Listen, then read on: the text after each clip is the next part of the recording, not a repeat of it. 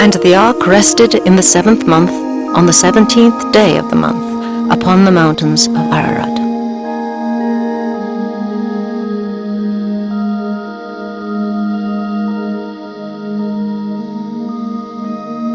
The Bible says that the ark rested upon the mountains of Ararat. Certainly, it should be assumed that the ark rested upon Mount Ararat, as it is not a mountain ridge, but a cone-shaped mountain of volcanic origin, the upper part of which, from 4.5 kilometers above sea level to its peak, is permanently covered with ice. Where did Noah's Ark land? Even the peaks of the mountains were covered by water during the deluge. The ice should have melted, but if the ark had landed below the zone of eternal ice, it would have decayed and perished without a trace.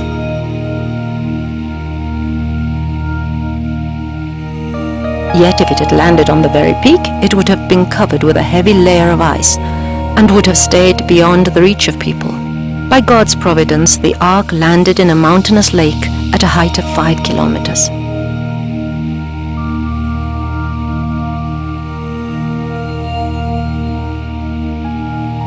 Throughout the cold years, the ark is covered by ice and snow and cannot be seen.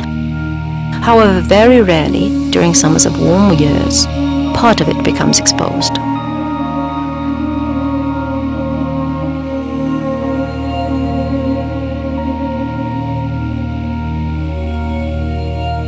The earliest mention of attempts to discover Noah's Ark were made by the pagan priest Veron in 475 BC. He stated that many people in his time, and even before, had reached the peak of Ararat, had seen Noah's Ark, and had brought some piece of it as reliquary. In August of 1916, the Russian aviator Vladimir Roskovitsky, who was exploring the Turkish border, flew over Ararat and saw a frozen lake in the eastern part of the peak covered by snow. The frames of a huge ship were located on the edge of the lake. Part of the ship was covered by ice, but the sides of it were visible and partly damaged. When Roskovitsky informed authorities about the discovery, they tried to find its precise location. Flights over the mountain convinced them of the existence of the object, and they reported it to Moscow and Petrograd. At the instruction of Nikolai II, a state expedition was dispatched to Ararat. Later, a scientific mission was sent out to Ararat, which conducted research, measured and photographed the ark, and took samples. The results were sent to Petrograd. Unfortunately, all these invaluable materials were apparently lost during the Russian Revolution.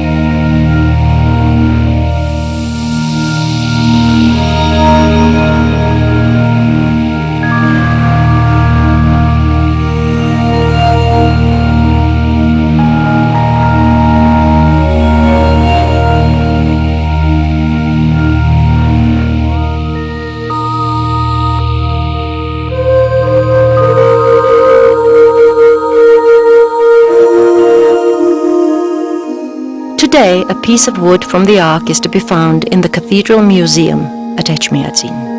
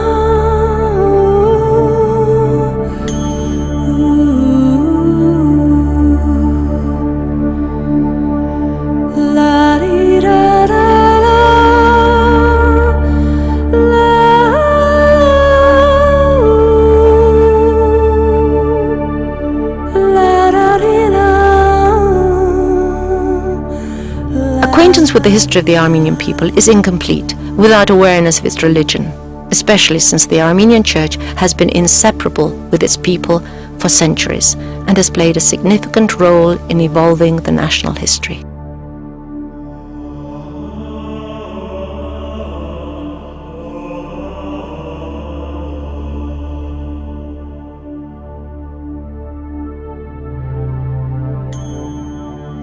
The Armenian Apostolic Church recognizes the apostles Saint Thaddeus and Saint Bartholomew, also known as the first enlighteners of Armenia, as its founders. Thus, the apostolic origin of the Armenian Church is an incontestable fact in the history of the Christian Church. Christianity, diligently preached by Armenian bishops for more than 2 centuries, had been steadily penetrating into the souls of the people and its rulers.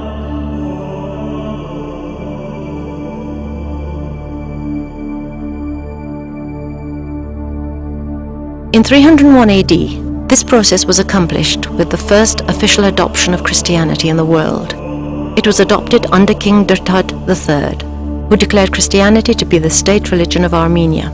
In 302 AD, Gregory I, the Illuminator, who was later canonized, was declared the first patriarch and Catholicos of all Armenians.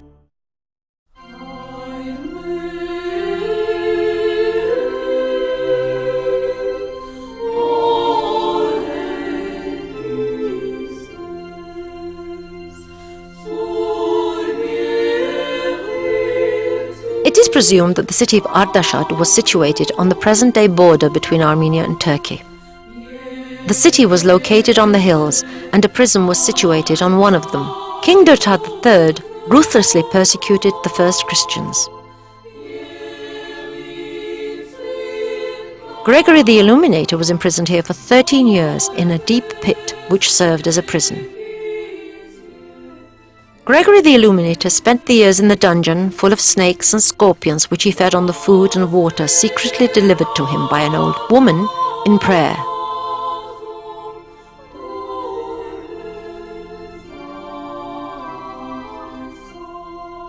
Meantime, King Dertad, who had killed many Christians, had gone mad. His family and courtiers were disturbed. The king's wife had a dream in which she was told to go to the prison of Khorvirab. 13 years had passed since Gregory the Illuminator was thrown into the dungeon, and it was assumed he must have died. But she had the same dream for a second and third time. Gregory was brought out of the pit, and he cured the king. Dertad converted to Christianity and became the first Christian ruler of Armenia. Not only that, he proclaimed Christianity to be the official state religion. The monastery of Khorvirab, which literally means deep pit, was constructed over the dungeon in the 17th century. The actual pit, where Gregory the Illuminator was imprisoned, has survived. Khorvirab has always been and will be a sacred place for Armenians all over the world.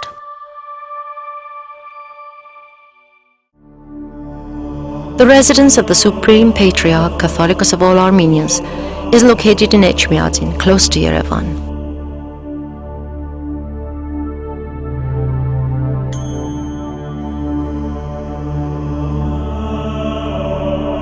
This cathedral is the ancient Christian temple of Armenia and one of the first in the entire Christian world. Tradition has it that the foundation stone of the temple was laid by St. Gregor the Illuminator in 301 AD on the exact spot where Jesus Christ appeared to him in a vision, commanding him to erect a church.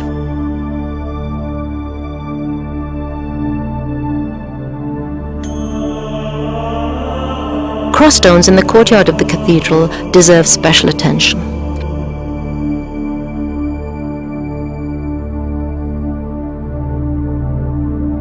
One of them, carved in 1279, belongs to the All Saviour series. Another one, carved in the 17th century, is from the cemetery of Old Jura. Both are covered with complicated ornaments, images of animals and birds.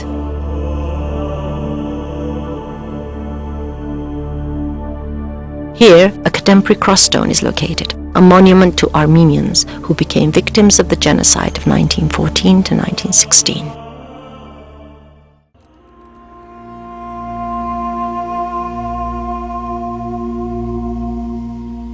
Three and a half million Armenians lived in Western Armenia before the genocide, organized first by Sultan Hamid and then by the Young Turks. The Turk assassins were responsible for the systematic annihilation of about 1.5 million Armenians. Those who miraculously survived fled abroad.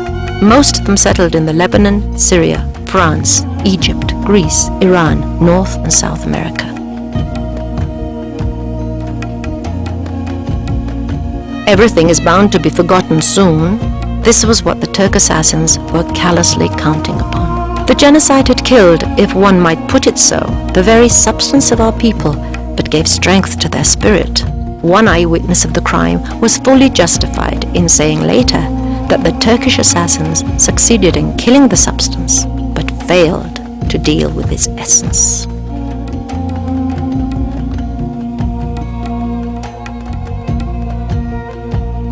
To get an idea of the mythical phoenix which was said to rise out of its ashes after being consumed by fire, one should look at the Armenian people. And whoever does not believe in the resurrection should visit Armenia. Our fire was always glowing, even when we seemed to have been buried under the ashes.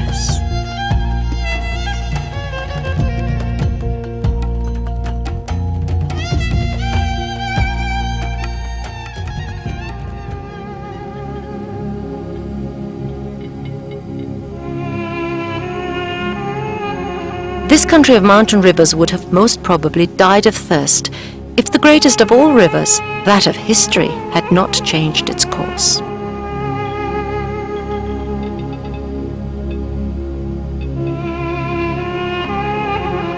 It was precisely here in the desert of Sardarabad that in 1918 the remnants of our people, who had somehow managed to escape death during the genocide, worked one of the miracles in the history of Armenia.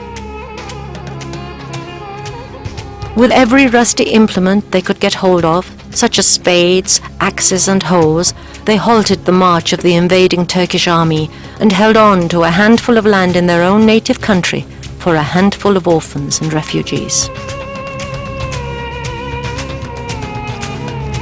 The total destruction of Armenia seemed so imminent that Vehib Pasha sent a telegram from Sardarabad to the Turkish rulers, informing them of impending success in erasing the name of Armenia off the map of the world forever. But then, one of the most characteristic features of our history once again made itself apparent. A handful of our people who had survived realized their existence and that of their homeland were at stake and came out in force, mustering their last ounces of strength, and started a patriotic war in the full sense of the word, a life or death struggle.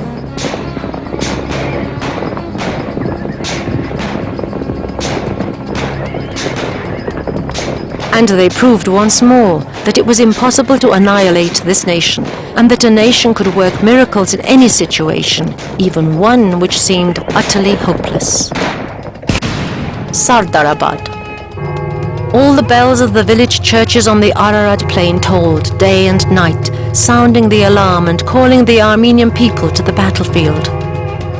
And the Armenian people were quick to respond.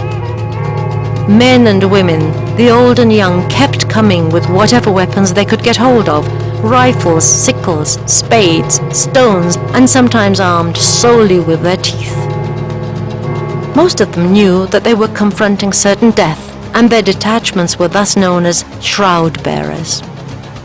Before going into a critical battle, Armenian generals and troops used to go to Echmiadzin and kiss the right hand of the Catholicos of all Armenians and ask for his blessings. Contrary to tradition, this time the Catholicos himself came to Sardarabad to tearfully kiss the rough, mud-smeared hands of the Armenian peasant soldiers joining the decisive battle. And then a miracle occurred. The Armenian people, although almost bled dry, halted the march of the Turkish army hordes.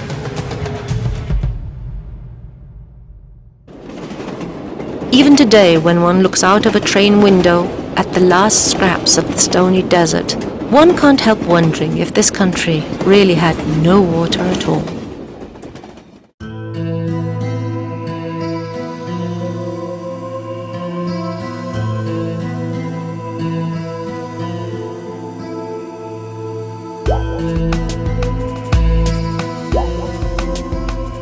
Among the witnesses of the age-old cult of water are the famous Armenian pagan goddess Nar or Nurin, who is still revered in most Armenian villages.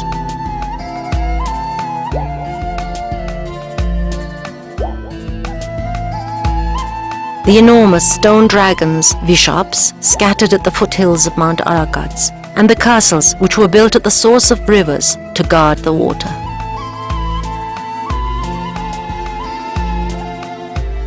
One of the Armenian traditional holidays, Vartavar, is associated with water. It is the biggest summer holiday, one of the most important holidays of the Armenian Church, and one of the most popular holidays with the people. It is celebrated on the 98th day after Easter.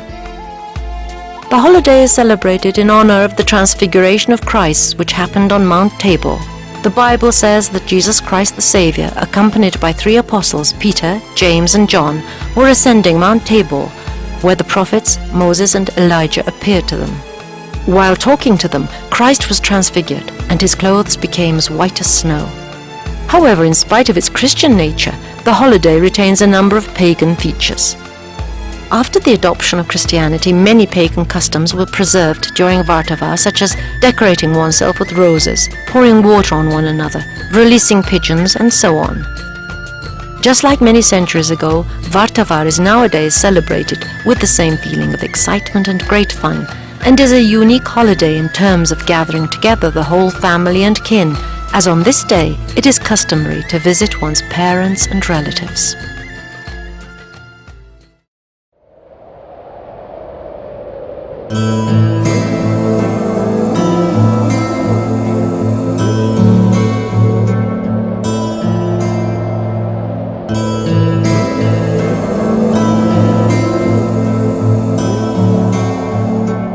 Lake Sevan, one of the most beautiful and highest lakes in the world. Its ancient name is the Sea of Keram. The lake has its origin in the volcanic activity in the Quaternary Formation of our planet. The area of the water surface of Sevan Major is 972 square kilometers with a maximum depth of 46 meters, and that of Sevan Minor is 284 square kilometers with a maximum depth of 99 meters. Sevan lies at an altitude of 1,897 meters above sea level. Many travel to Armenia just to admire Sevan, to witness sunrise over the peaks of the Keram mountain ridge, to gaze at the many shades of turquoise in its waters, to hear the cries of seagulls amidst mountain ridges, to observe colonies of pink flamingos and pelicans, and to breathe in the pure highland air. At a distance of 3 kilometers from the shore of the desolate and, at that time, northwestern edge of the Sea of Keram, close to the source of the river Hrazdan, a small rocky island with a diameter of barely 500 steps stood alone.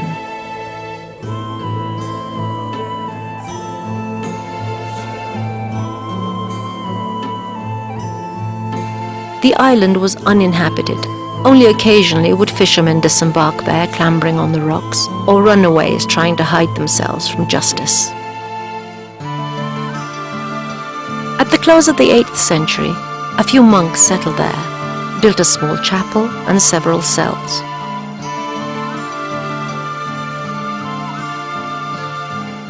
Being situated in an isolated place not far from the trade route, with waters rich in fish, the island had such a favorable location that the community of monks decided to erect a monastery on the island.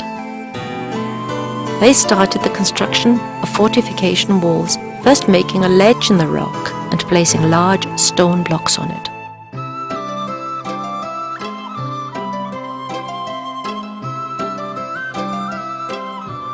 The wall encircled the island, and a watchtower with small gates was constructed over the wall. Afterwards, 3 churches, cells, and utility structures were built there. The churches of Sup, Arakelos, and Astvadzadzin have survived to this day. They differ in the nature of the masonry used, with accurate and well-matched ashlars.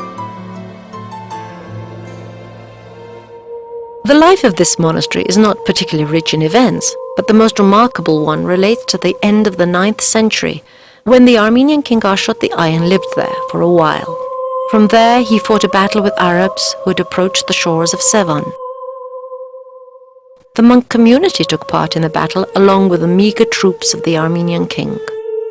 The Arabs were defeated completely. Arabs, the hordes of Tamerlane, and later Persians often disturbed them and ransacked the shores. Some even reached the monastery. The monk community held the lines, repelling the raids, and the monastery survived. However, in time, the walls were destroyed, probably in the 16th to the 17th centuries.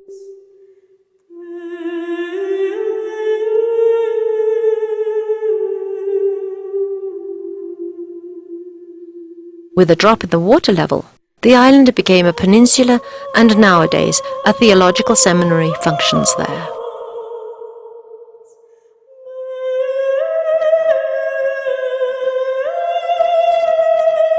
Early in the morning and in the evening, liturgical motets sung by the students at the seminary can be heard floating out of the churches, drawing a veil over the smooth surface of Sevan. This lake, one of the peerless wonders of nature, is so high up that at times it is hard to make out whether it is a cloud gliding over the lake or blue waves dancing in the sky.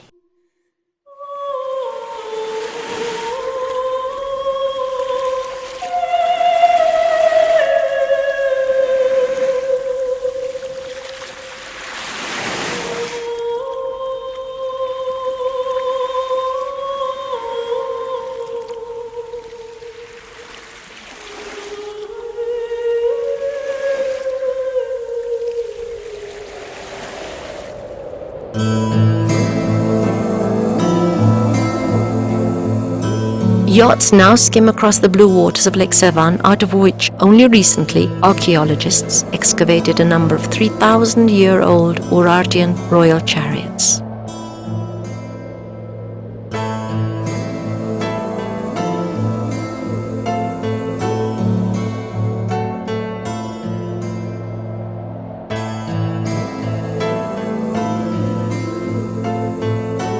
There isn't a single poet who wouldn't praise the unique beauty of Lake Sevan after seeing it just once.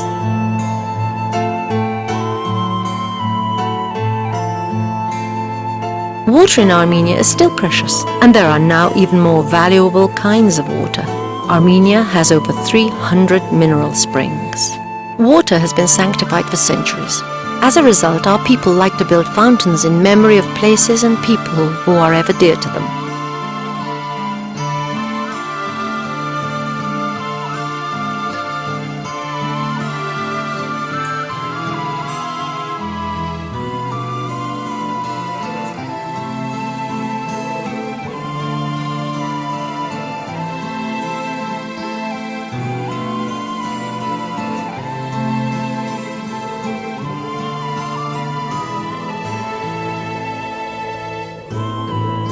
The spring water in the Stepanavan mountain pass marks the place where Pushkin saw the corpse of Gribayev. It is a beautiful, wise tradition, symbolizing the immortal memory of fallen heroes with the sweet and somewhat sad murmuring of pure spring water.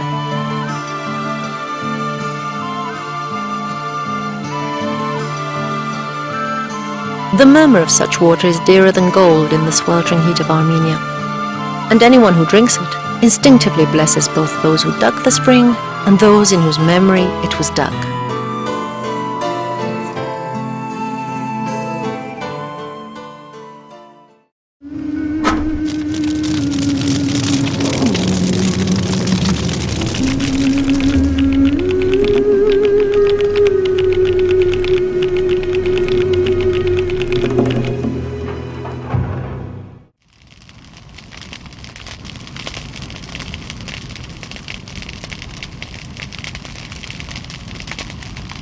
Heaven was in pain, the earth was in pain, and the purple sea was also in pain.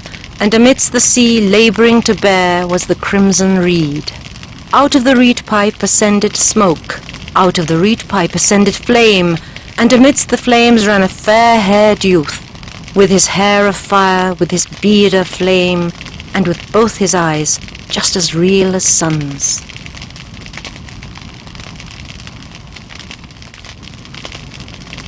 This is how one of our folk songs describes the birth of Armenia amidst fire and flames. Whenever the Seljuk warriors wanted to find out the nationality of their prisoners, they ordered them to sit by the fire. They knew that whoever at once started rearranging the burning wood and adding branches to increase the flames was Armenian. Armenians are not idolatrous, but they venerate fire as it symbolizes their homes and hearths, which were always in danger.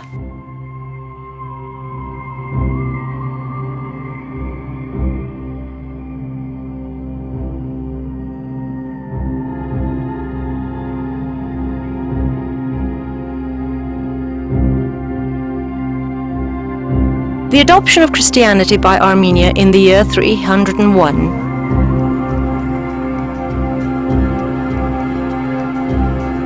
entailed destruction of pagan temples.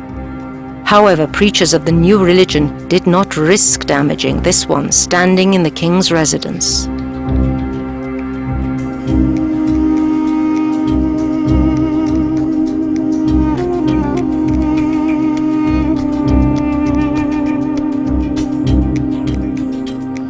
The Temple of Garni was built in the second half of the 1st century AD and was dedicated to one of the gods of the Armenian pagan pantheon, perhaps to Mir, god of the sun.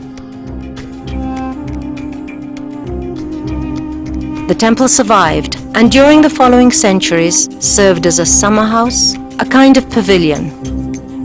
Chroniclers of those times call it a house of coolness.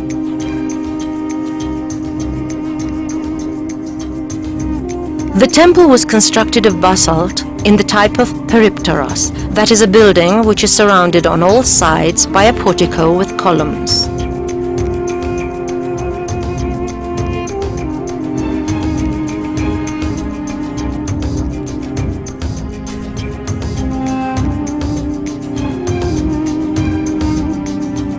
The blocks on both sides of the entrance staircase are decorated with bas-relief of Atlantes on bended knees with upraised hands. The column capitals are decorated with delicate crocket. The cornices of the temple have ornamental fake water spouts in the form of lion heads and are covered by rich crocket with bas-relief.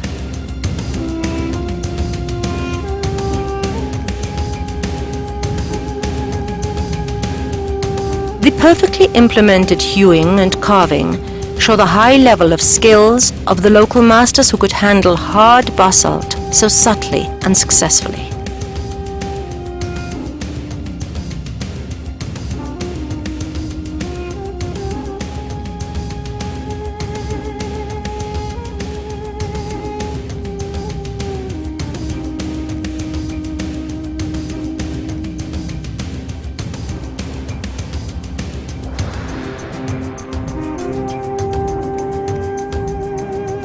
The temple was destroyed by a powerful earthquake which took place on Wednesday the 15th of June 1679.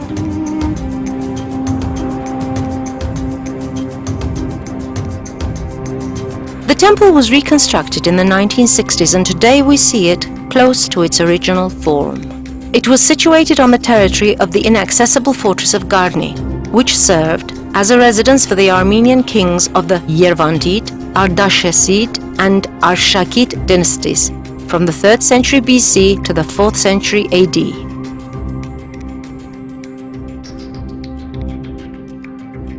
A part of the army was also garrisoned here.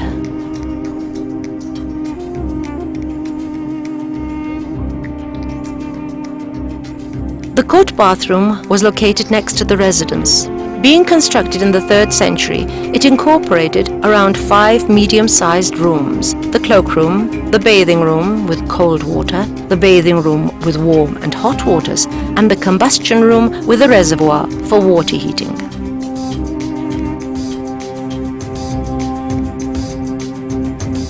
Floors with fragments of colorful stone mosaics survived in some of the rooms.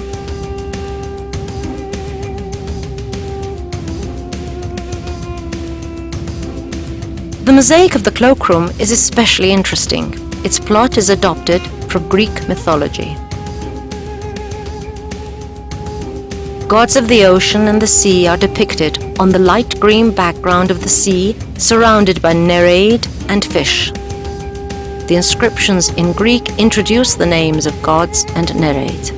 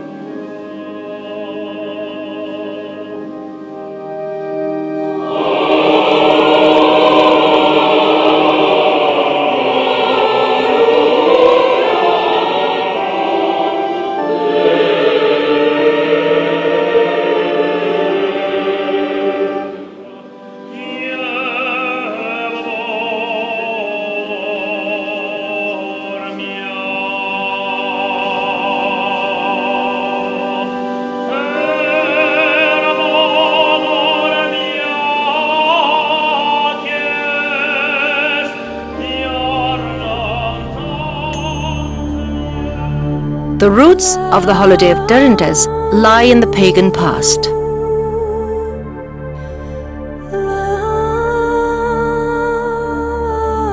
Derintes, holiday of cleansing through fire. During the celebrations, newly married couples jump over bonfires. This holiday was associated with the worship of fire in pagan Armenia and was dedicated to the god Mihr. The essence of the holiday was to ease the approach of spring by heating up the cold, wintry earth with bonfires. In order to communicate Christianity to his nation, Saint Gregory the Illuminator set many of the main dates of the church calendar to coincide with the popular rites of pagan tradition. Derintes today is first of all a holy day. The feast of the presentation of the Lord in the temple. In spiritual literature it is called Diarn Daraj or Diarn Tses or Diarn Andaraj, which means God with you, towards God. It is the feast of the presentation of the Lord in the temple. The word Diarn Daraj stands for meeting.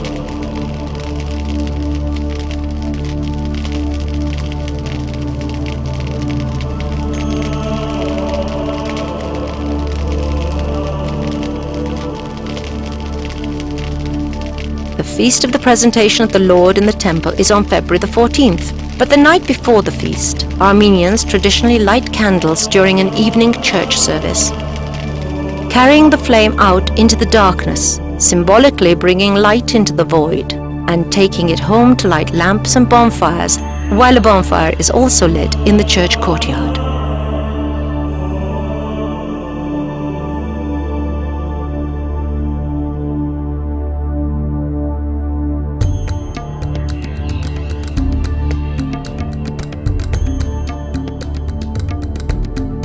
Different artists have imagined and depicted Jesus Christ differently.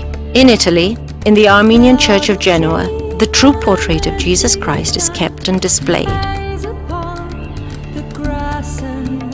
In the 10th century, due to the efforts of Armenian-born Byzantine Emperor Constantine, it was moved from Edessa, a town in Armenia, to Constantinople.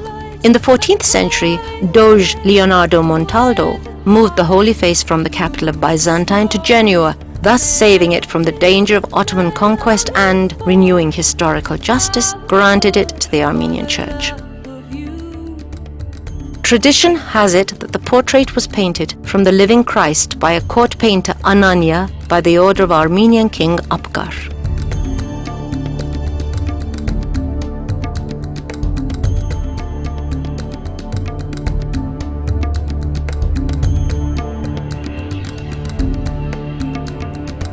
We may see a depiction of our Savior Jesus Christ in any church, but not many can boast of seeing a depiction of God. It is not accepted to depict God, and few places in the world can you come across such a depiction. One of these places is Noravank. The entrance to one of the most beautiful churches in Armenia is decorated with an enigmatic depiction, so archaeologists and historians claim, of God.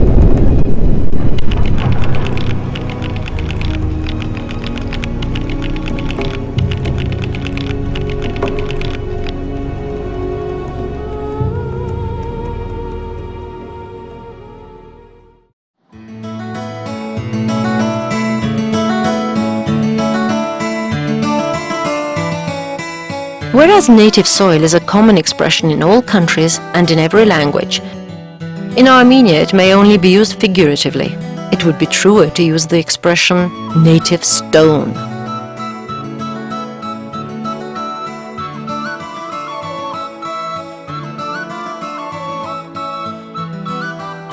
Spring usually comes only once a year, but in Armenia it may be seen several times.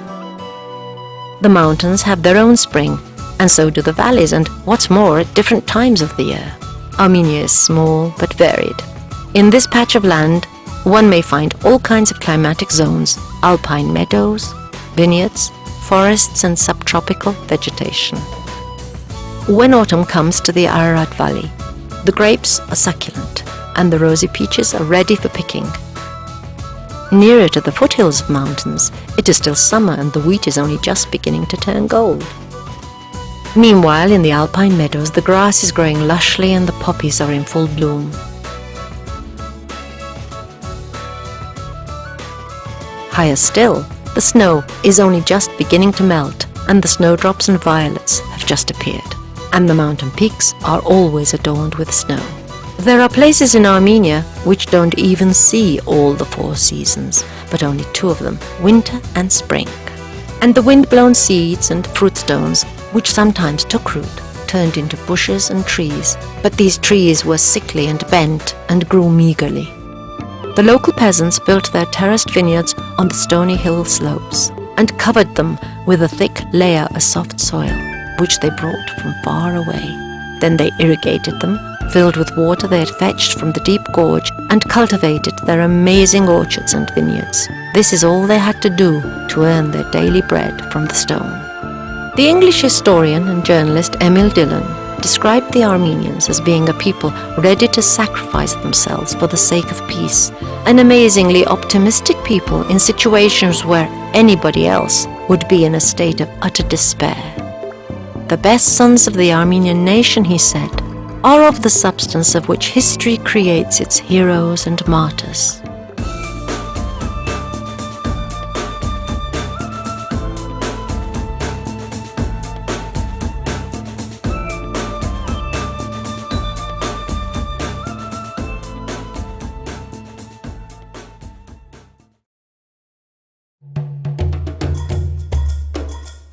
This wonderful quality of our native soil was described by Pavstos Puzant, a 4th century Armenian historian, in his renowned story about the Armenian king Arshak and the Persian Shah, Shahpur. The latter lured Arshak to see him in his tent with the aim of uncovering his secret thoughts and intentions. They talked and strolled around the tent, half of which, on the secret advice of Persian wise men, was laid with earth brought from Armenia.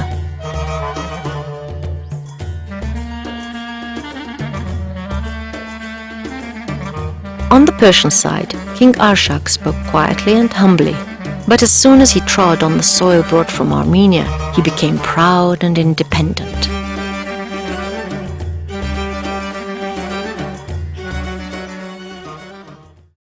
But who can say for certain where grapes or wheat grain first originated?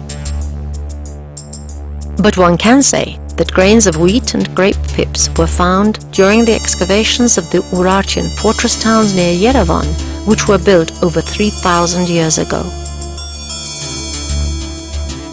What's more, the grape pips were of the same varieties as those cultivated in Armenia today. That means our ancestors sowed wheat and cultivated grapes on this soil thousands of years ago. They too struggled with the stone, and at the same time had to defend their orchards and fields from foreign invaders. They struggled against the stones, cultivated wheat and barley, and astonished many foreigners, including the Greek historian Xenophon in the 5th century BC, with a strange beverage brewed from barley, known to us as beer. They turned the stones into grapes and drank delicious wine, which inspired them to carve grapes and pomegranates, wheat and eagles on the stones. But grapes most of all.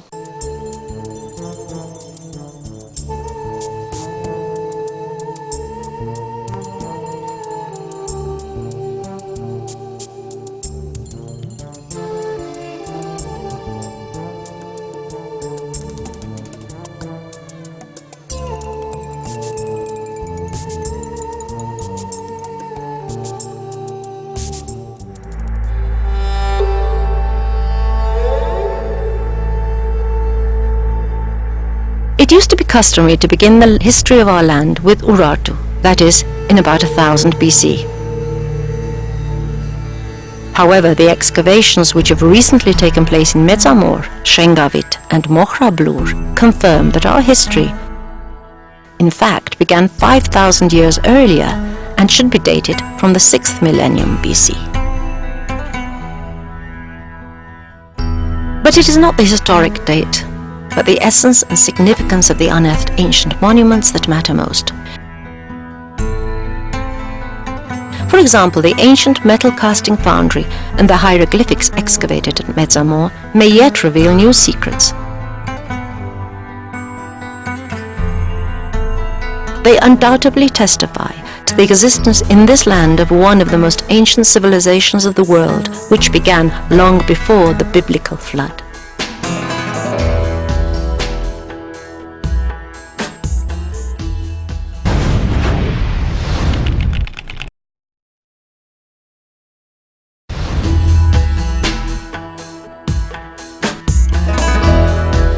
There exist cartographic depictions of various historic epochs of Armenia.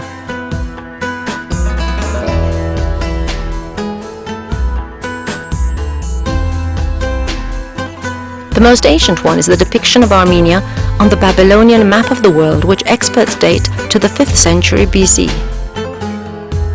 The cartographic inscription on the clay plate is a circular panorama in the shape of a 7-point star, the center of which displays Babylon, and the rays reveal the 7 mysterious islands. Names of Armenia and Assyria, the powerful states in that epoch, as well as other geographic areas, are marked on the map.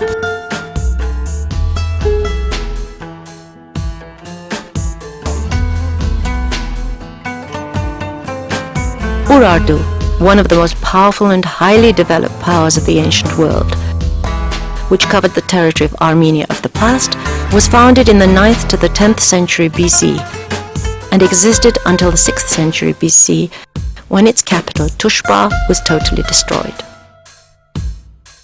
Before the formation of the Urartian state, this territory was inhabited by the ancestors of the Armenian tribes who called their country Nairi. The founder of the Urartu state and its first king was Arame or Aram. His name has been preserved in Armenian pagan legends and tales, and obviously explains why foreign peoples subsequently began calling our people or one of its tribes Aramens or Armens, and the country Arme. The Urartu state was originally formed on the territory around Lake Biaina, now Lake Van in western Armenia, and for this reason the Urartians called their country Biainili. Incidentally, information about the country of Urartu, referred to as Ararat and Alarod, is also to be found in the Bible, which states that the sons of King Sennacherib, or Sennacherib, of Assyria fled to the country of Ararat after killing their father.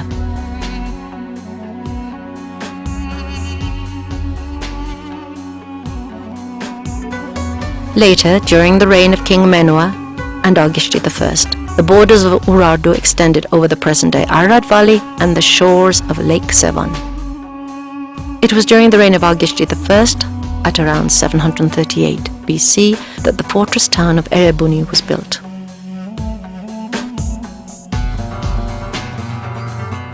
With the might of the god of Chaldeans, I, Argishti, son of Menua, built this solid fortress town and named it Erebuni, in glory of the country of Biaina and to the terror of her enemies.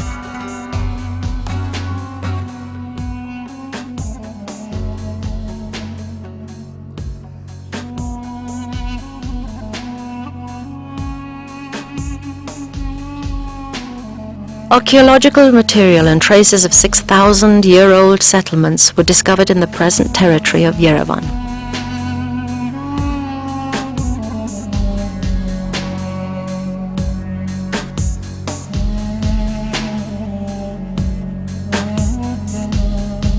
The enigmas linked with the origin and formations of any people are complex and shrouded in mist, and this is true especially in the case of the sources of the Armenian people. The first Armenian state was founded after the fall of Urartu in its territory with the same capital of Tushpa or Van.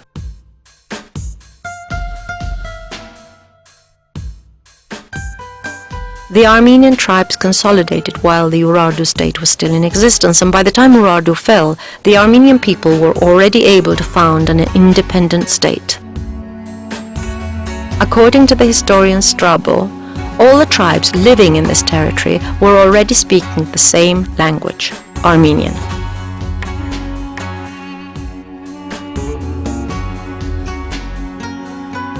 For this reason also, the ancient tribes and peoples for a long time called us Armenians, Uraradians, and Armenia, the country of Urartu.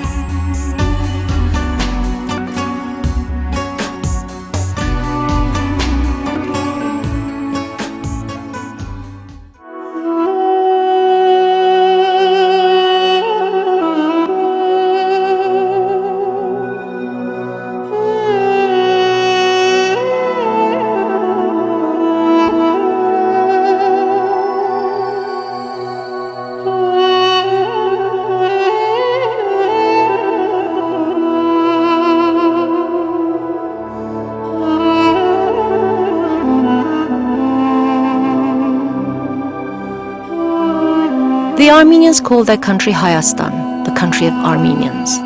But there is another similar sounding word for it, Karastan, country of stones. Armenia certainly is a country of stones. It is intersected by over 20 mountain ridges and over 900 large and small mountain peaks. About 2/3 of the territory of present-day Armenia is covered by mountains and solid rock.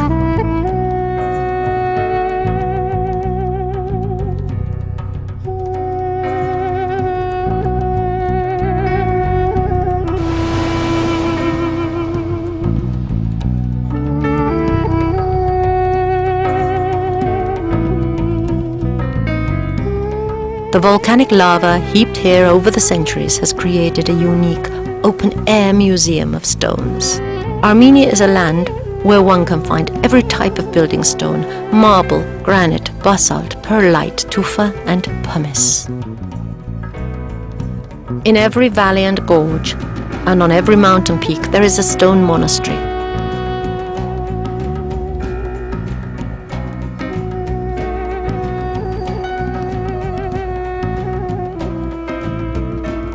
A khachkar, stone cross, a bridge or a hostel, like a stone stamp reminding us that this soil belongs to us. It was certainly not fortuitous that every enemy in turn first tried to destroy us.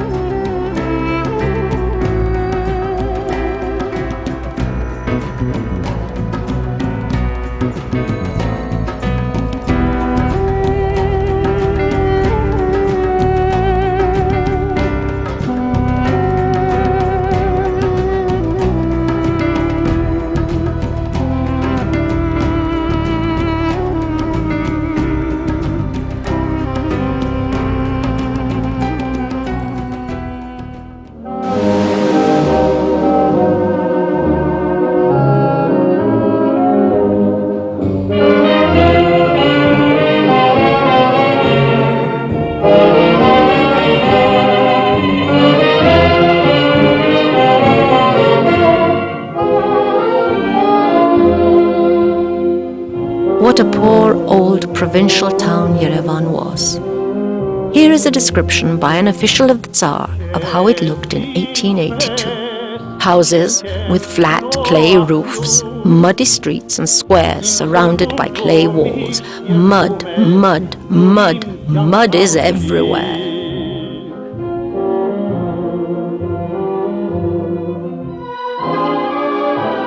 But a few years after that, newborn Yerevan was already making itself heard in its dusty cradle. Its clay walls and flat roofs were being pulled down and replaced everywhere by basalt fountains, marble columns and arches. The walls of the newly erected tufa buildings were being decorated with stone deer and stone roses. Yerevan, which for centuries had been lying in a bowl of mountains, suddenly began to rise up along the sides of the mountains and then spilled out over the next plateau.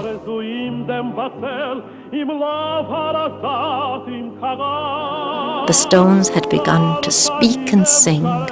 Only a few cities in the world have their own special hallmark. Any stranger to Yerevan at once feels he has come to the capital of a country with a unique history and a style of architecture.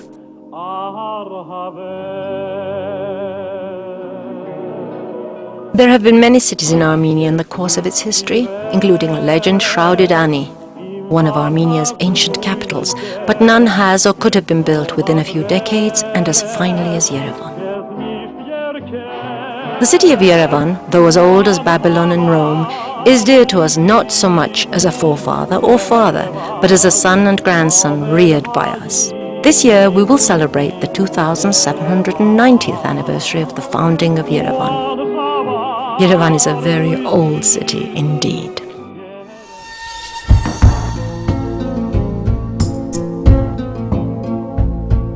Then there's Armenian architecture. The spirit, character and essence of the Armenian people have perhaps never been expressed in any other field of art in such depth as in architecture. Unfortunately, we have inherited little of our civic architecture. A few semi-ruined buildings in Ani and a few inns and bridges. So when we talk about old Armenian architecture, we mostly have in mind churches, monasteries, fortresses, and the wonderful khachkars.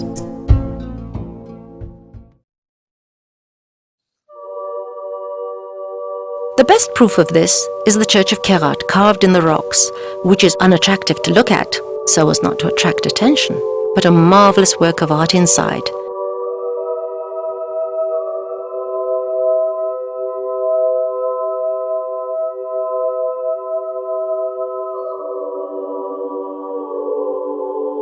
It is not majestic, elegantly proportioned or grandiose, but it is like Armenia itself, which has hidden away its stone beauty and secret essence. The Church of Kerat is famous for its rocky architecture, which effectively competes with buildings above ground.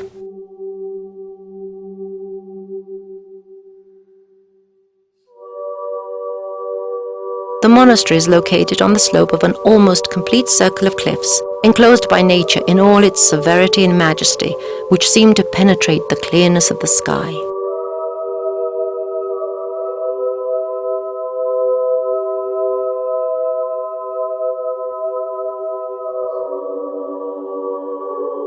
The figure of a lioness on a high pedestal serves as a guide at the sharp bend in the road, which then unexpectedly opens up a view of the monastery.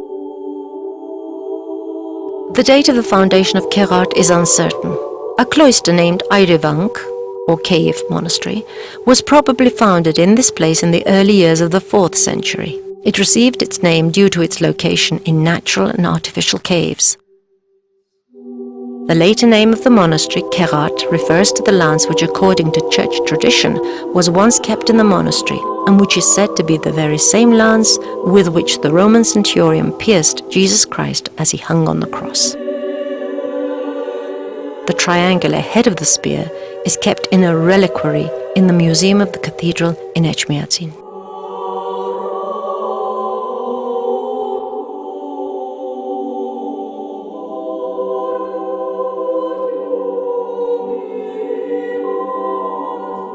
During the 9th and 10th centuries, the church was devastated more than once by Arab invaders, and in 923 AD it was ransacked and burnt.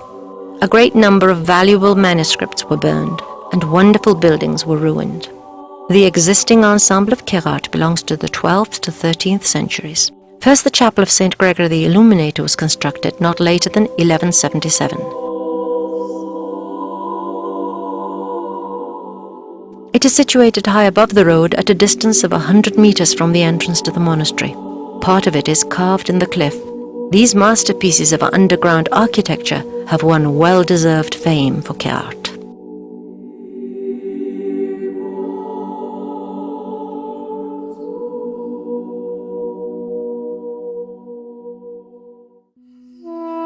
The monasteries of St. Hripsime, St. Gayane and St. Shoragat are situated in Etchmiadzin, close to the cathedral.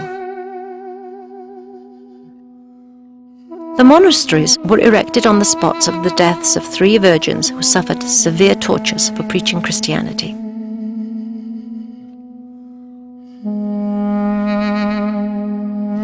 The monastery of St. Hripsime, the construction of which was completed by Catholicos Gomidas in 618 AD, is cited as an achievement of perfection in church architecture.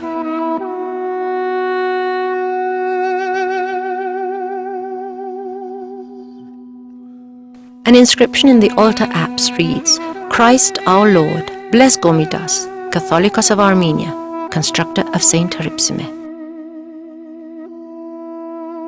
St. Hripsime's relics lie in the underground burial vault below the altar apse. Archaeologists carrying out excavations on the territory of the church assume that an antique temple, similar to the one in Garni, existed on the same spot during the pre-Christian era. Fragments of the building, incredibly like those of Garni, and its location at the eastern gates of the city, bear witness to the existence of the temple.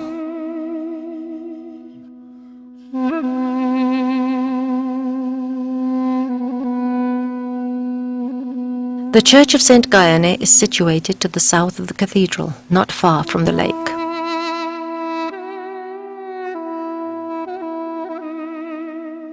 According to the church annals, it was erected in 630 AD by the order of Catholicos Iezer on the spot of a 4th century chapel.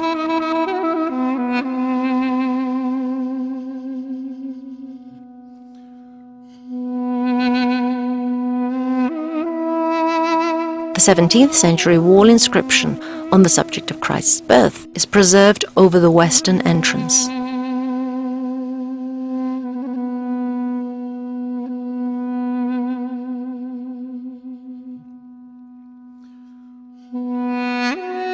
The relics of Saint Gaiane lie in the southern side altar of the church, next to the altar apse.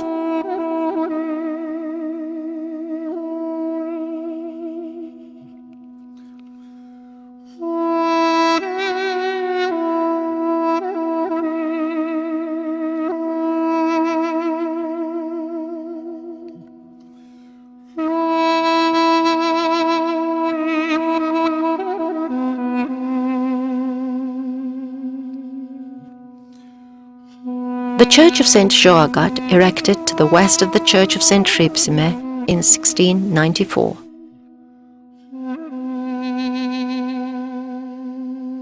Over a 4th century chapel, is remarkable with its peculiar domed halls.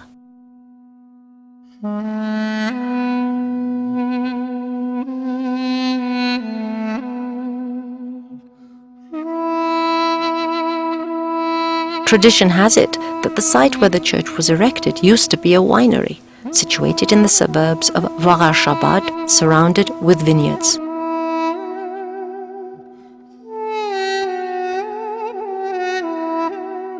Christian nuns who had fled from Rome to escape persecution by the Emperor Diocletian found refuge here.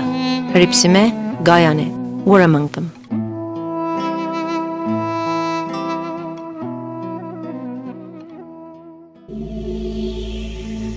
Somewhat away from the highway, at a distance of 5 kilometers from Echmiadzin, one can see the ruins of perhaps the most majestic construction in Armenian church architecture of the early years of the Middle Ages, discovered by archaeologists in the beginning of the last century. Zvartnots. The Church of St. Grigor is situated here, otherwise referred to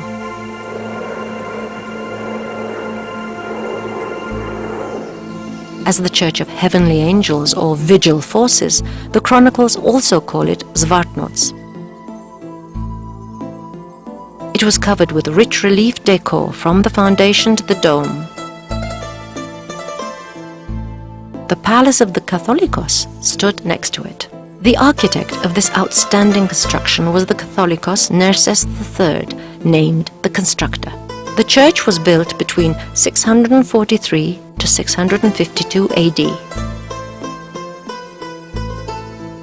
The composition of the equilateral cross harmonically inscribed into a circle lies at the basis of its construction.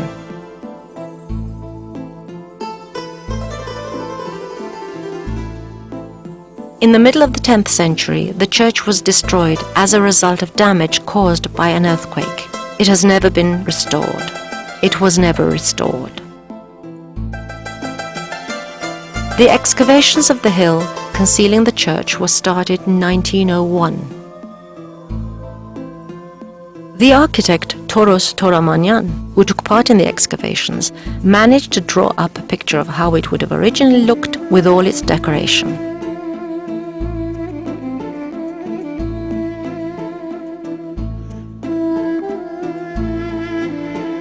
A small round pool with a staircase was located in the center of the church in the floor, serving as a christening font.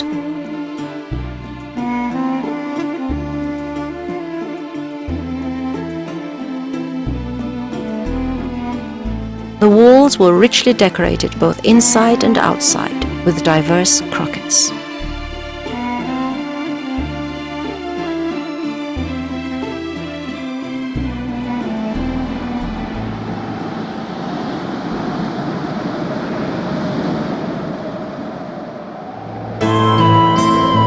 In the 17th century, the territory of historic Armenia was divided between Turkey and Persia, But despite this centuries-old loss of statehood, the Armenians were strong enough to produce such brilliant poets as Nahabet Kuchak and Sayat Nova.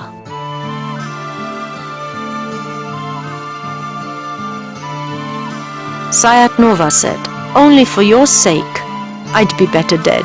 So that, dear, at least you could come and spread some handfuls of soil on my grave, my dear." Sayat Nova was the court minstrel at that time.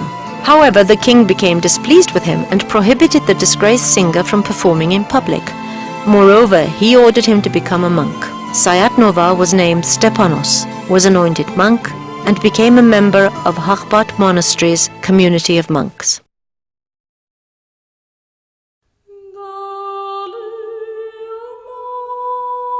Hakhbat Monastery is situated in a mountainous area in the very north of Armenia, close to the river Debet.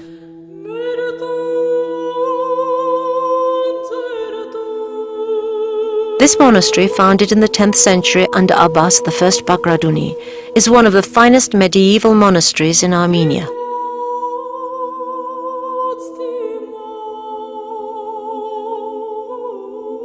Erected on a high rocky plateau, it gives the impression of a small town enclosed within a fortress wall. Hakhbat Monastery is comprised of a great number of monuments of the 10th to the 13th century, including both church and civilian structures.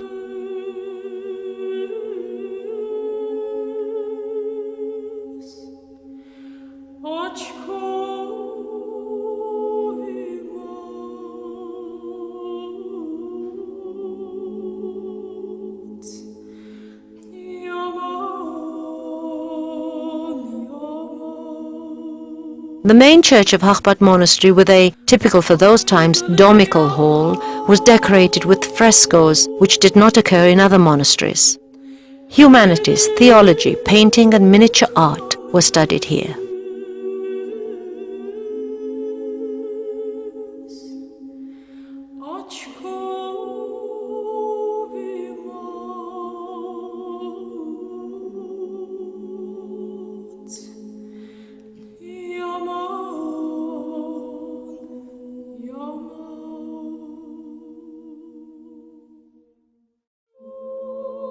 The village of Odzun is situated high in the mountains of the Lori region. It has a history going back 6,000 years. Mausoleums from the 4th to the 1st millennium BC were discovered during excavations. In the 1st century, Thomas, one of the 12 disciples, came to Odzun and ordained priests and bishops. The name Odzun came from the Armenian word Otzel, which means to ordain. And Odzun is mentioned in medieval manuscripts. Before leaving for India, Thomas the Apostle buried Christ's swaddling clothes underneath the altar of the Church of the Holy Mother of God. There is a 6th century inscription attesting to this above the southern door of the church. The Church of the Holy Mother of God in Odzun was built in 303 to 313 by King Dertat III and consecrated by St. Gregory the Illuminator. It was destroyed by an earthquake in the 5th century. In the 6th century, about 25 bas-relief sculptures from the old church were used in the construction of the present-day church. Now they embellish the church with their antiquity and beauty and are of great value. The second floor of the sacristy was used as a library. The porch of the church has external arches which surround it on 3 sides, and its beauty and uniqueness make it architecturally priceless. Christ's Annunciation and Christening, the 12 disciples, Abgar, King Dertat III, Saint Gregory the Illuminator, the Saint Hypsimian Virgins, and others are represented on bas-relief sculptures on this monument from the 4th to the 5th centuries.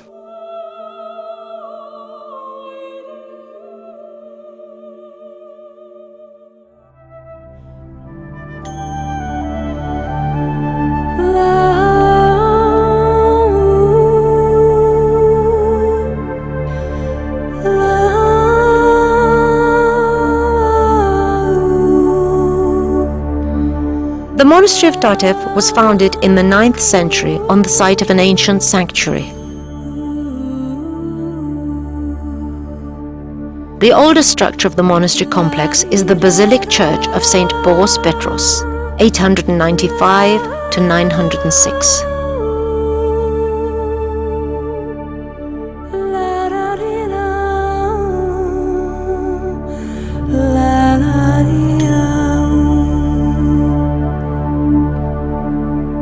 In 1285, a vaulted church of St. Grigor was constructed. From 1390 to 1453, the University of Datev functioned in the monastery. Famous scientist theologians taught in the university.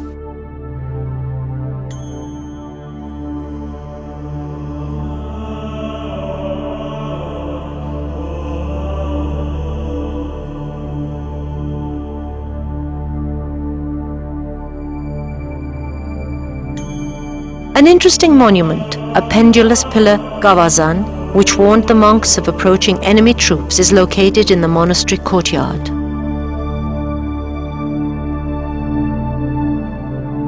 The University of Datev was a major source of enlightenment in medieval Armenia.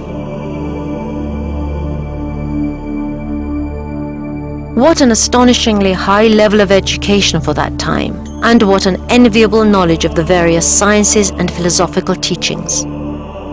This helps to explain the seriousness and depth of the outlooks of medieval Armenian historians, philosophers and scientists, and the unusual abundance of translations of old scientific books into Armenian.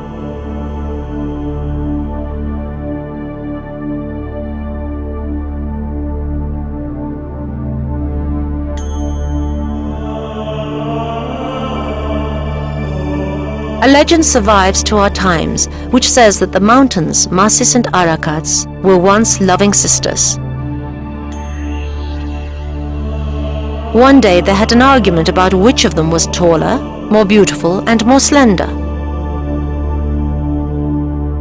After a lengthy quarrel, the sisters eventually cursed each other. Since then, nobody's been able to set foot on the peak of Masis. And on the top of Arakats, a lake was born from the tears which she continues to shed all year round.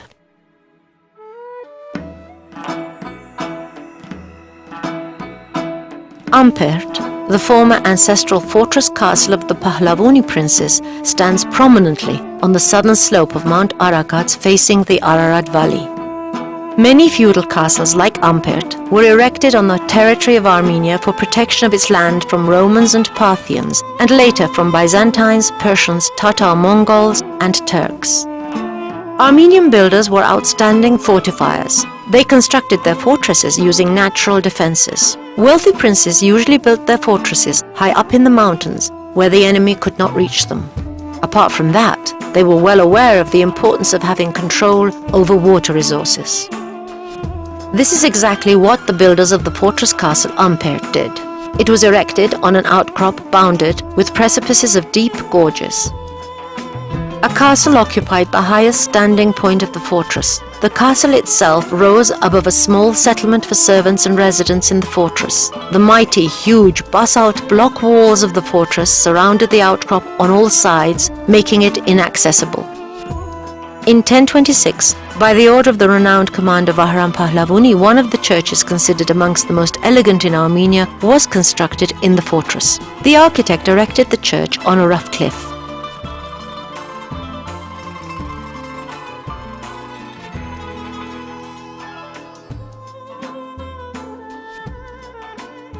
A small bathhouse preserved in the ruins not far from the castle also belongs to this period. Bathhouses in ancient and medieval Armenia were used not only for bathing, but social meeting places where people could rest and chat in a friendly environment. History presented the archaeologists in Ampert bathhouse with another remarkable discovery. When the excavation works progressed below the flagstones of the floor, the grave of a jester who would have entertained the magnificent master of Ampert Castle, Prince Pahlavuni, was discovered. Mount Arakats, which used to be famous only for its picturesque beauty, is now a scientific center. Physicists and specialists of cosmic radiation and astrophysics of many countries, who have never been to Armenia, are well acquainted with the names of the villages Puragan and Ampert, which are connected with many discoveries and bold hypotheses in these spheres.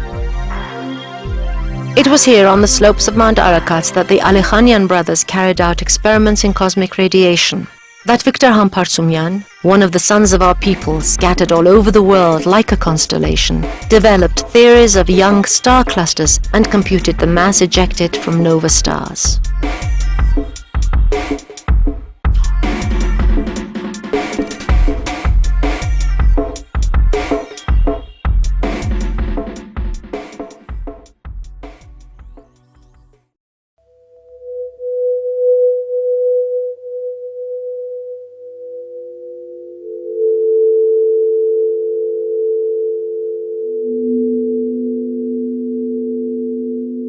But long before Puragan, several observatories already existed in Armenia. One of which is situated not far from the town of Sisian. Here, a prehistoric monument was constructed, composed of over 200 ancient stones on an area of approximately 7 hectares. Karahunj is one of the largest and most ancient observatories in the world, dating at least to the 2nd millennium BC. Huge stones located with amazing precision have special holes which are flat, with smooth surfaces of 4 and 5 centimeters in diameter, with angles directed to different points on the horizon and space, and used for studying stars.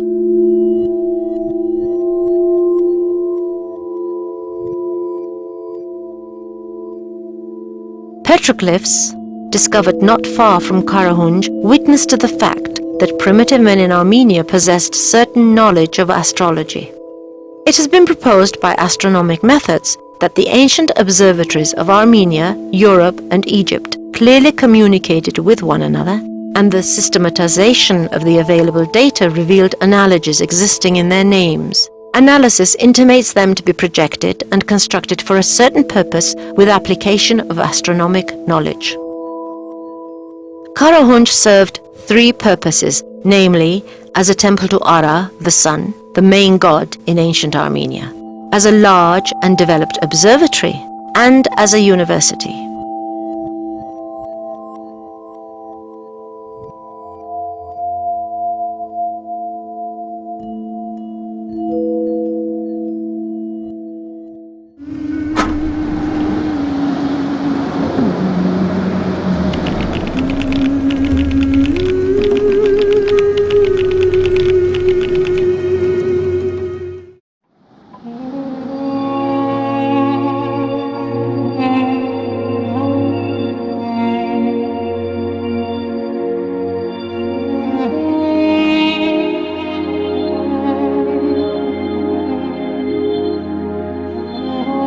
For over 1,600 years, the letters of the Armenian alphabet have defended the national identity of our people, like a regiment of 36 courageous soldiers. Tormented for centuries by wars and disasters, our people would hardly have survived until now unless they had owned, along with the sword, a most powerful weapon, a written language.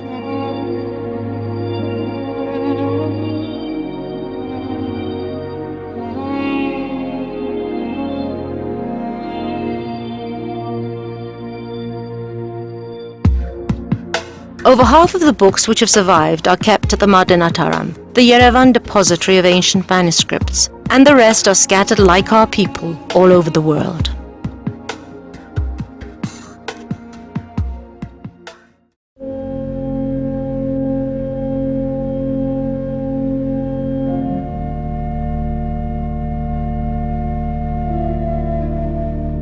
Anyone entering the manuscript hall in the Madenataran can feel the silence of the centuries of our people's history, a silence that is more eloquent than words.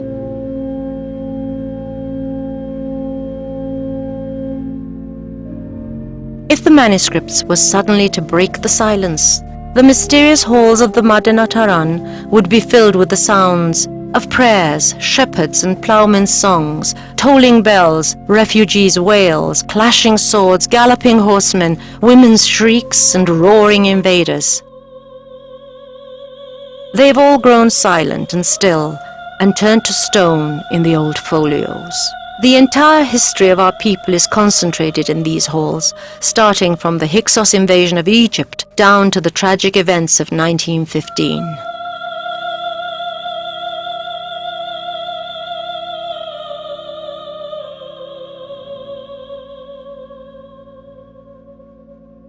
Every nation and every individual has its own unique and inimitable life story. And each of the manuscripts kept here likewise has a life story of its own.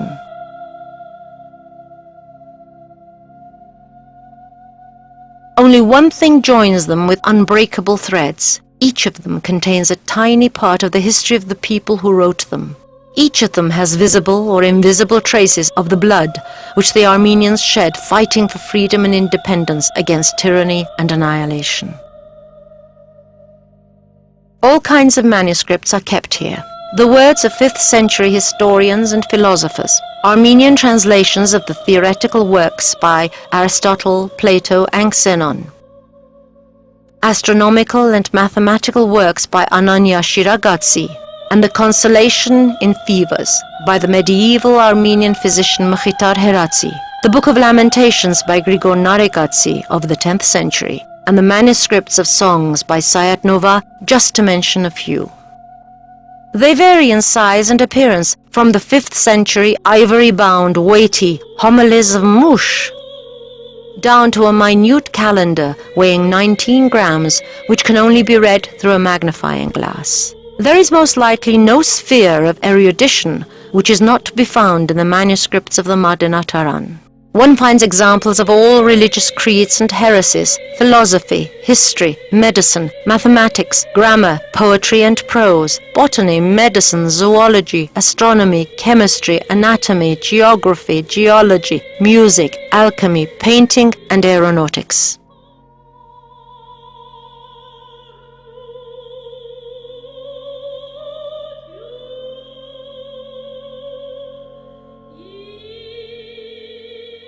Many of the damaged manuscripts are now being restored, but others were so petrified by the horror that they turned into stone and will never be able to reveal their secrets.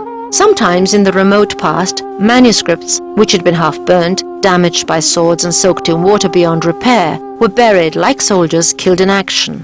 But nobody dared to bury these sacred relics in the ground, so they were put in vaults like dear relatives. Among such long-suffering manuscripts was the Homilies of Mush, which had a history similar to that of our people. This manuscript was copied in the Armenian town of Mush, in present-day Turkey, by the scribe Vartan Garnetsi. It took him 3 years to copy it, and he completed it in 1204. This vast manuscript weighs 32 kilograms without its binding. About 600 calves were slaughtered for its 607 large parchment pages. The manuscript was saved from the smoldering plundered monastery by 2 starving Armenian women refugees. They took turns in carrying this heavy burden, weighing over 32 kilograms on their backs. After exhausting themselves, they divided it in half and wrapped one half in cloths and buried it in the churchyard of the Armenian church of Erzurum and carried the second half safely to Echmiadzin.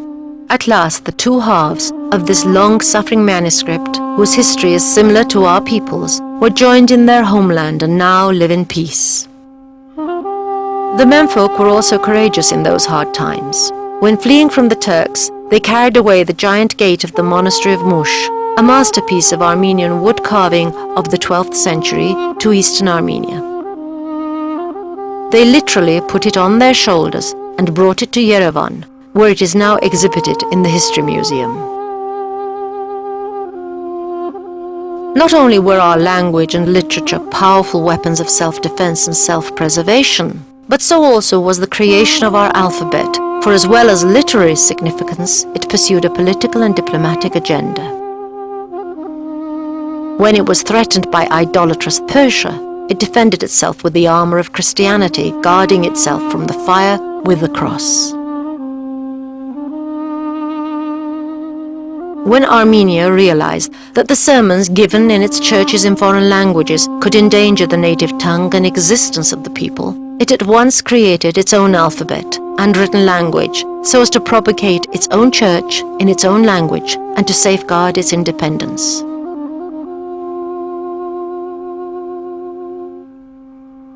It was Mesrop Mashtots, the son of a peasant named Vartan from the village Hatsik, one of the greatest Armenian scholars and public figures of the 4th to the 5th centuries, who carried out the important mission of creating the Armenian alphabet.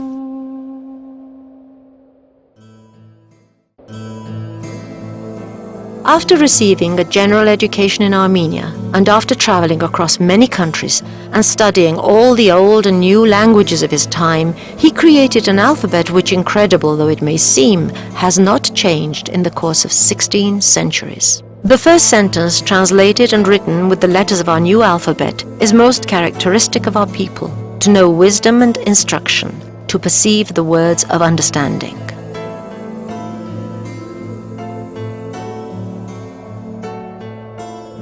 Mesrop Mashtots is the greatest and most renowned public figure of our history, and that is why his modest tomb in the village of Oshagan is a revered shrine in Armenia. Incidentally, it was Mesrop Mashtots who first translated the Bible into Armenian. His translation is considered the best, and wrote the first Sharagan, or hymn, the first textbooks and scientific essays. He opened the first Armenian schools and became our first teacher and educator.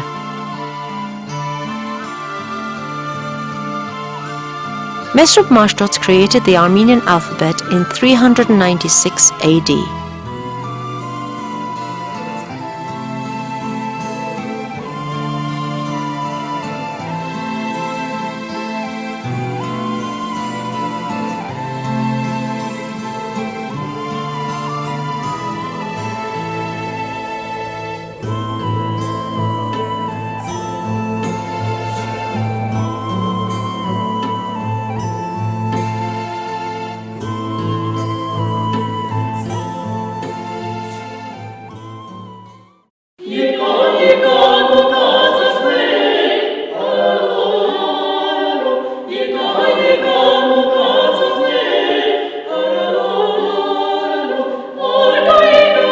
And what are Armenian songs about? They are lullabies, work songs, love, exile and pilgrim songs, humorous songs and elegies.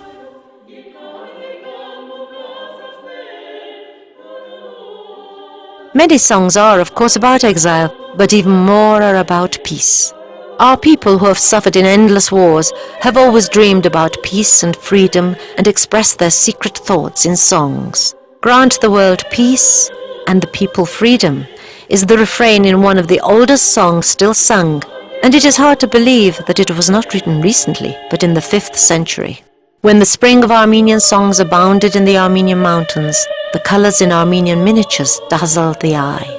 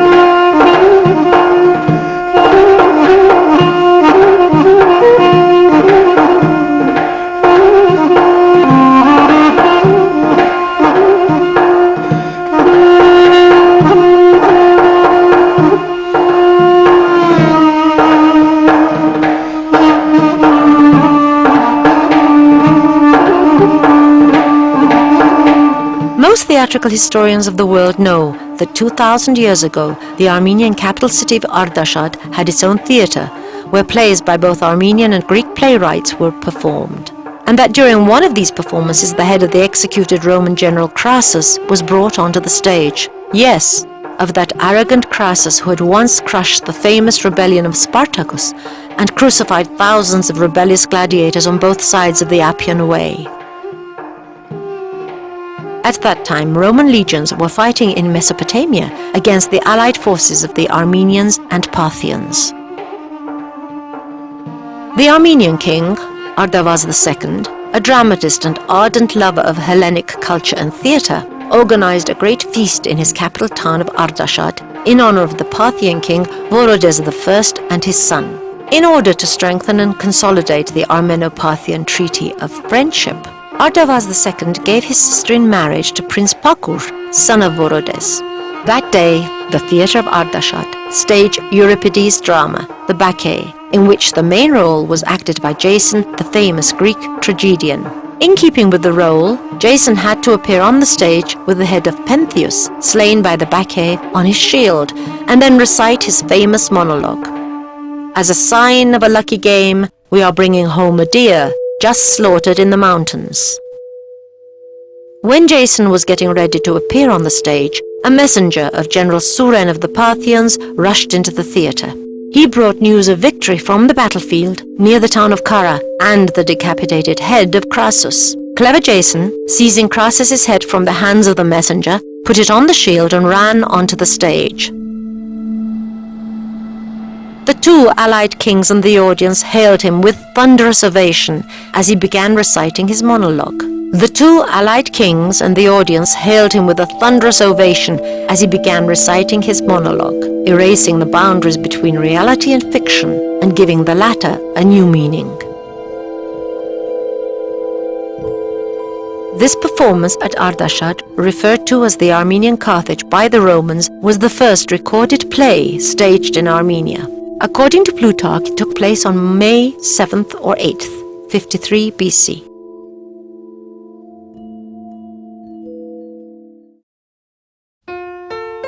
William Saroyan, one of the most prominent writers of the second half of the 1st century, wrote the following in the preface to one of his books. Although I write in English and am an American by birth, I consider myself an Armenian writer. The words I use are English. The environment I describe is America, but the spirit that makes me write is Armenian. Consequently, I am an Armenian writer. What's more, sincerely regretting having been separated from his native language and literature, Saroyan never misses an opportunity to express his approval of the people whose work helped safeguard them.